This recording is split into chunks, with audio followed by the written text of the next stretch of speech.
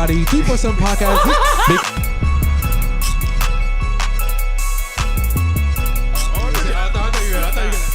Alright, man, 347, episode 32. You see where we are in the mountains with a nice Porsche here with me. We're gonna get more into that. We have a very special guest in here. Miles. And I have a present for him. I got him a BMW 1992 M3. Appreciate it, bro. M3 is one of the best to ever do it. This is going on the desk at home, for sure. All right, so before we get into that, I'm gonna give you some quick hitters, this or that. I'm gonna give you cars, and you tell me which one is better. Okay. BMW M8 or a Mercedes AMG GTR. Wow. That's a tough one. I think it depends on what you're looking for. I feel like if you're somewhere like here, like if you want a canyon drive, the GTR is the better car, for sure. Okay. The BMW M8, it's like crazy fast, but it's also really heavy. But if I wanted a car to daily drive, it would be the M8. So I mean, I would say M8 just because it's a more like all-rounder. Okay, yeah. All right. So next one is Audi R8 or Porsche 918 Spyder. 918 Spyder. I mean, that's easy. Yeah. Okay. Yeah. Why do you say that? I mean, it's just on a different league in terms of like performance. I mean, there's no scenario where like a stock R8 is beating a 918. Okay. The 918 looks better, in my opinion. More unique. Like if you show up to like a car show, the 918 is gonna get all the love. I'm not saying you should buy a car to get like love from other people, stuff like that. But like, yeah, 918 easy. Yeah. Okay, and Rolls Royce or Maybach? Depends on which one. So since Maybach, okay, let's do Rolls Royce sedan and Maybach sedan. Probably the Rolls. Yeah. Okay. Yeah. Why? I mean, the Maybach is good, but it's like like I said, levels. I feel like the Rolls Royce, it's like you get in there, it's like you can like flick the vents with your fingertip, and you'll like hear like a metal ding, like just like things like that. It's like all right. So and then last one is Dodge Challenger Hellcat or Nissan GTR. If you're going for like performance, look, and speed. Neither two of those cars are like really my thing, but if I'm going for performance, like GTR easily. Why aren't they your thing?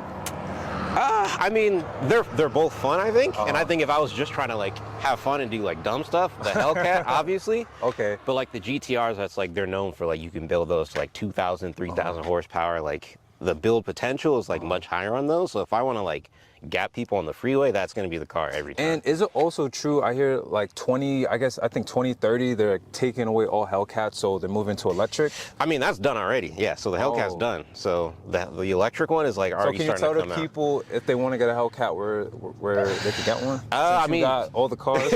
You just got to buy one used now because they're not going to sell like a brand new one anymore. So I mean, there are some dealerships that have like them left, but there's not going to be any more brand new ones being made. Would it be like a black market sort of thing where if you do find a Hellcat you want, they're gonna upcharge it?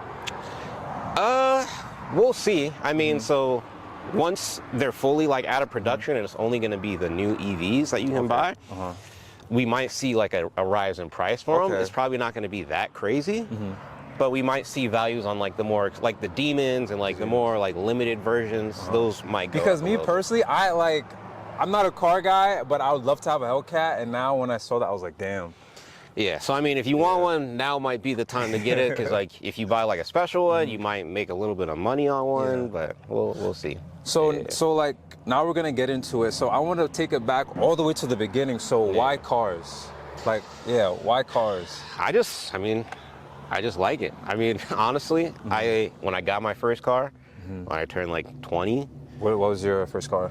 328, just like a E93. So it had the hardtop convertible, and like it wasn't fast, but it was clean. It was mine. It was like my first introduction to like German cars as far as my own. My dad had like a handful of performance cars growing up, so I was always like interested. And then when I got mine, I kind of just. Did your dad bring you into cars? Bring you like the love of it? He definitely helped. Yeah. What was his collection like? So I mean, he had a Porsche 928 when I was born, and then. What happened? Where is it now? Gone, bro. He got rid of it. Then he got a Nissan Z. 350Z. 350Z. I know that from Midnight Club 3, Yeah. the PSP game. Yeah. He didn't like that one too much. He got rid of it. I think that's like the shortest car ownership he ever had. Then he got a Mazda Speed 6, which not too many people know about those. So like the older Mazda 6, but it had like higher horsepower, manual transmission. It's like, it's a sleeper. Not too many people know about him, and you don't see him that often, but it's a good car. And then he got rid of that. Then he got an E46 M3. Wow. And that was like his first BMW that he bought, basically. And okay. So I saw your IG. You do a lot of reviews and stuff like that. You do reviews from regular everyday cars to Porsches to Teslas to Maseratis. So how did you get into the review part? Did you like how they looked and you wanted to just talk about them? Yeah, pretty much. I mean, I wanted to experience more cars. And so my background, I had already been doing YouTube, like I started doing YouTube in like 2015 basically. What I was doing is just like reviews on tech. So just like phones, computers, headphones, like stuff like that. And I'd been doing that for basically 10 years. At a certain point, worked at like a handful of different publications doing that. And then when I got my first... Sorry to cut you off. How was the reviews on tech? So now, from back then, because back then tech wasn't really like that. So how was the market and how were people receptive to it? I mean, everyone... I feel like that was kind of the golden era of like you think making videos on tech. Yeah, because I mean, like stuff is better now, but like 2015 to like 2018, 19, that was when like a new phone would come out and things would actually be different, right? Where it's like the new iPhones, like for the past 3 generations have kind of been like the same thing, you know, with like just minor stuff, whereas like every year the new phones would come out and there would be like major changes. We're kind of at like we're kind of flatlined as far as like actual evolution in technology, so I feel like it was kind of more fun back then, which is why I kind of got bored with it, because it's like all this new stuff coming out and it's kind of the same. Yeah, because there's like something coming out every week. There's not like PlayStations, not PlayStation, Xbox, like Steam Decks and stuff like that. So I do understand. So now like the golden question: how do you get these type of cars to do reviews? Because I know you probably get a lot of DMs from people, and people are like, yo, like how do you get these cars? So it's funny. So I mean, let me explain how I actually got to the point of trying to get it. So basically, I want to review cars. That's like once I stopped doing tech videos, but I'm like, I don't have an audience reviewing cars. So it's like they're only going to send you a car if you have an audience. The same way like when I was making phones, they're only going to send you a phone if you have like a substantial audience. Who's like they? Are they like the Illuminati? Who's just like the brands, the people making the cars. So like, wait, so Porsche sent you this? Yeah. Wow. So the way it works is all the manufacturers, Porsche, Audi, BMW, Mercedes, Chevy, you know, Bentley, Ferrari. There's like these like fleet companies basically across the country, like regional. So like they have one in Jersey, they have one in Chicago, they got one in Miami, they got one out here. They basically hold cars for the brands to then loan out to like influencers, reviewers, like journalists, people who work for like car magazines. Sometimes they loan them out for like movie shoots and stuff like that. And so basically their cars designed for like media use essentially. So once you get to the point of having an audience, a brand can look at your page and be like, this guy, you know, has some sort of value when it comes to making car content. That's when they'll give you a car. So the way I did it was, I was like, I need to get an audience to be able to get the cars, but it's like, I can't get the cars without the audience. So like, how do I get to that point? So basically I started making videos like in my room, pretty much just like talking about like cars I would buy under a certain price point, just be like the best manual transmission cars under 40 grand, or the fastest cars under 50 grand, or cars that can hit 200 miles per hour under like 80 grand or something like that. I made those videos like every single day, just like little shorts, like Instagram Reels. What year did you start doing that? Because you said you did 2022. Oh, so 3 years you're driving cars like this now? Pretty much, yeah. That's wow, that's crazy. So that's crazy. I did that every day, and just from making those videos without having to film a single car yet, I got to like 70, 80,000 like subs on YouTube, 100,000 followers on Instagram. So that's dope. What was the first car that you reviewed ever, like physically? It was the electric F-150. Wow. What car is that? Because you said F1. I know that's racing. F-150, the Ford, the truck. Oh. Yeah. Okay, my bad. I don't. Okay, my bad. And how was that video receptive to your audience from switching? Well, I mean, I didn't really have like an audience at that point, and I made that video actually before I started like doing the shorts like crazy, because the old publication I used to work for had like a little electric car page, and then I just happened to go on a trip with them, and then that's how I got to do my first actual review. Okay. And so that video got me to like my first 1,000, and then after that I wasn't getting cars after that. So that's when I started doing all the shorts, just like talking to the camera about my favorite cars and whatnot. So that was like the first car I technically reviewed. Okay, and what was your favorite car that you reviewed from start to finish? Like when you got it, you were like, wow. And when you're finished, you're like, damn, I don't want to give it back. It's tough. I mean, right now I'd have to say like GT4 RS, which is basically just the coupe version of this. This is like the convertible. So I had one last year in the spring, and it was like, it's one of the best cars on the road I've ever driven. Okay. So like, how do you, so we're in LA, and you're from the East Coast, right? So how do you feel about the car culture from people modding, tuning to the colorways that they have? How do you feel about the culture from different cities? It's interesting. So I mean, I'm originally from Chicago, where it's like you see nice cars like here and like then. Yeah. And there's like definitely like a lot of like really rich people who have like insane collections, but you never see them because they kind of like hide them. They're like off in the burbs and stuff. So like there's like millions of dollars worth of car collections that you'll just never see because they just don't bring them out. But when I moved out there, I noticed that like people actually like doing stuff to their cars. So like I see in the East Coast. When I moved to the East Coast, I was like, that's the one thing I noticed. Like there's definitely a more noticeable car culture where it's like people like doing things to their cars.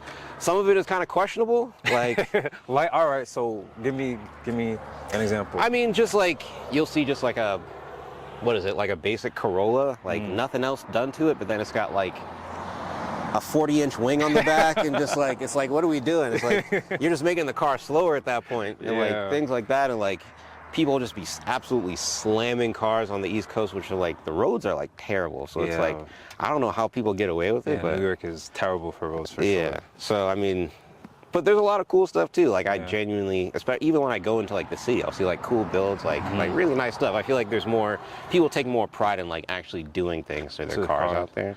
So what city do you feel as if has the best looking cars overall from your experience? I gotta say out here, honestly, I feel like that's just where you're gonna see the most interesting stuff. I feel like the East Coast is not far off. Like the East Coast has a really strong car culture, but I gotta give it to out here. You know? Okay. What type of car person are you? Do you like to tune your cars, like to mod them? Do you like to just drive them off the lot and not do anything to them?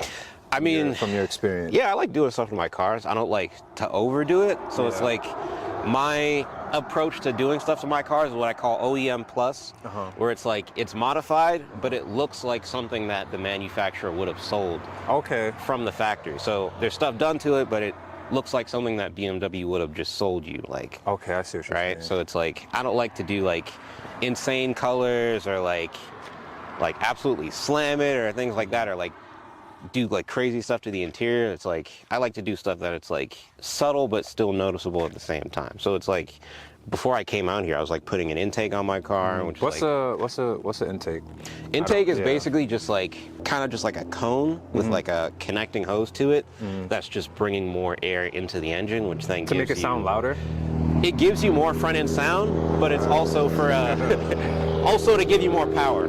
So like you can get like 10-15 horsepower just by like spending a couple hundred on an intake. So if you had to build your own car using the engines, the car model, the company, what's your dream car?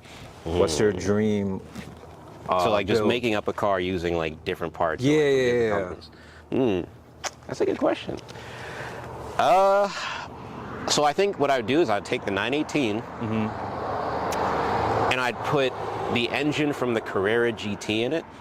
Which is like, the Carrera GT is like the predecessor to the 918. So that car had it's the only Porsche they ever sold with a V10. Take that engine, put it in a 918, probably convert it to rear-wheel drive because that car is all-wheel drive. And then so what's the difference between rear-wheel drive and all-wheel drive? So rear-wheel drive just means the engine is only actually powering the rear wheels. Okay, so the two back wheels. Right. So all-wheel drive means when you hit the gas pedal, all wheels are actually being driven by the engine. Okay. So like all wheels will move obviously when you're driving a rear-wheel car. But like that's how you do like burnouts and stuff like that, because like you can't do burnouts in an all-wheel drive car because all the wheels will be moving. So like with rear wheel, it's only the rear wheels. What drive is this? This is a rear wheel drive. Okay. Yeah. Okay. So what other things are you gonna do to your dream car? Honestly, that'd probably be it. I'm pretty simple. I mean, and like some cars are just like kind of perfect the way they are. Honestly. So, and I like my cars to be usable for the street. Okay. Like if I were to make like a track car, I would probably do things differently, but it's like I don't do most of my driving on the track. I like my cars to be like actually usable on the road. So that's kind of like my approach to it. Are you into the street racing scene where you see, you're from the East Coast, so you see a lot of people racing and stuff and things of like that nature. How do you feel about street racing and stuff like that? Are you a fan of it? I mean, it's cool to see, for sure. I think, you know, it's very easy for people to get hurt. And like, it is kind of messed up how like, you know, because I've seen, you know, I watch like Rock NYC and all those dudes who do like, you know, I'm aware of like One Stock and No Hezzy and all those dudes, like, and they'll just be like holding up traffic on the BQE at like 3 in the morning, and it's like you can just see like a sea of like headlights behind the race. It's like, oh, so like that's the time they be doing all that stuff, like 3 in the morning when no one's on the road? Yeah, I mean there still will be people on the road. There's never not anyone on the road in New York, but like, yeah. So I mean, I know it's like I'm thinking like, damn, like if I was on trying to get home at like 3 in the morning and then like drag racing and I can't get ahead, I would be pissed off. But it is cool to see. Like it's so dope. That leads into my next discussion. So, right, you make content, I feel as if it's PG for everybody. Yeah. And do you feel as if you would have did content like that, you wouldn't have got these brands and companies reaching out to you? Absolutely not. Absolutely not. I mean, you got to know that a brand can trust you. Like, this car's like $240,000. Like, and this is the Spider. Yeah, Spider RS. Okay. And so, like, you definitely, if you have a reputation of like doing reckless stuff with cars, like a brand is, not only are car companies not going to send you cars, but like if you want to get like sponsorships from other brands, it's like no one's going to like, because I'm literally working on like a progressive ad deal as we speak. If I was known for like drag racing and crashing cars, can you let us know, or it's like too early for that? Can you let us know the deal that you're working on? Or I mean, it's just to like film essentially like commercials, like. Oh wow! Okay. So just like promoting Progressive, that's pretty much it. Yeah. Oh, Progressive, the insurance. Insurance. Okay, okay. And so it's like an insurance company is not gonna sponsor someone who's like known for street racing. Good luck with that. Good luck with that. Good luck with that. Good luck with that. So now we're gonna do the 347 moment. I want to give a shout out to the firefighters. Okay. Because like without them, we would not be standing here right now. Nah, like, that is. The fires here were crazy. Like I know people personally who like their house burned down, like completely. Okay. It's crazy. So shout out to them for allowing me to continue to drive cool cars and like epic roads and like have my trip actually be like worthwhile. Shout out to them. Okay. Yeah. So now we're gonna do a review of Miles. He does YouTube shorts. So now the difference is we're just doing a live reviews on how he would review this car. Yeah. Sick. So this is the Porsche Boxster Spyder RS. Basically, you take one of the best engines in motorsports ever made and you put it in one of the best sports cars ever made. Some people call this like an overpriced Miata, but once you drive it, you'll realize why it's so good. So the thing that sucks about this car is that you have a manual hardtop. So there's no switch to just take the top off. You have to physically remove it and put it back here. Okay. Which, I mean, it is very annoying, but it allows you to commit to the whole Spyder convertible aspect to it. Driving it is absolutely amazing. You get all this sweet induction sound because you have these intake ducts on each side of the car. So it's just going to be kind of like piercing engine sound. So you get to hear the engine in your ears when you're driving it? Because the engine is right here, and basically it has intake ducts that feed right behind your ear. So when we drive it, you're gonna hear it. You got carbon bucket seats, which come standard with this car since it's like an RS product. Automatic transmission, it's a PDK. And it's actually funny because you can stall it like a manual, because it's basically using like lightweight flywheels and a bunch of like race car parts for the transmission. You got forged magnesium wheels, carbon ceramic brakes, Alcantara all on the inside. Got this duckbill spoiler, exhaust tips on the back, an engine that screams all the way to 9,000 RPM.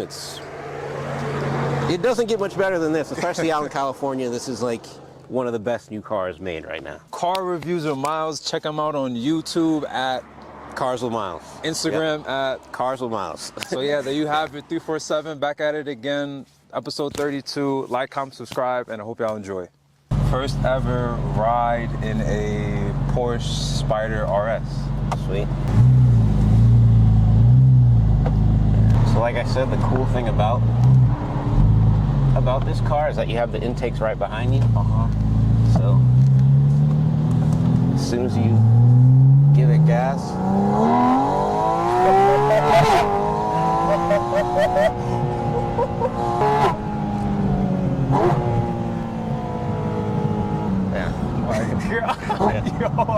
I'll hold it on.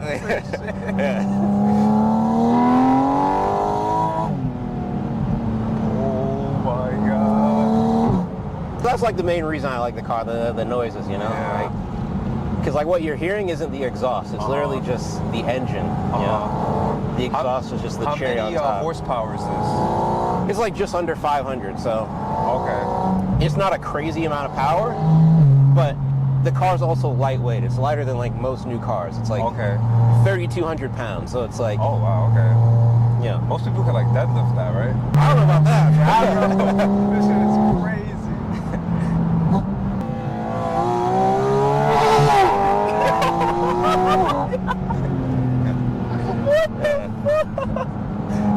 Nah, I feel like I'm in Forza right now. 347, man. The carbon ceramic brakes for this car are $8,000, so they better be good. 8,000? Yeah. If you have a slow car, do not drive in front of a Porsche Spyder RS. Yeah, I mean, you will get high beam. Yeah. If you're not in a rush, like what's the harm in just pulling over for 2 seconds and then letting the fast car go by, you know? Some people don't have good canyon etiquette. That's why some people get so pissed off and they just double yellow, because like they don't want to wait. There you got it, man. 347, Yes, sir. episode 32. Thank you to Miles. And for us to drive in is Porsche RS, Yes, sir. Spyder RS, sorry. New episode on the way. Be on the lookout, 2025, big stuff coming soon. Thank you.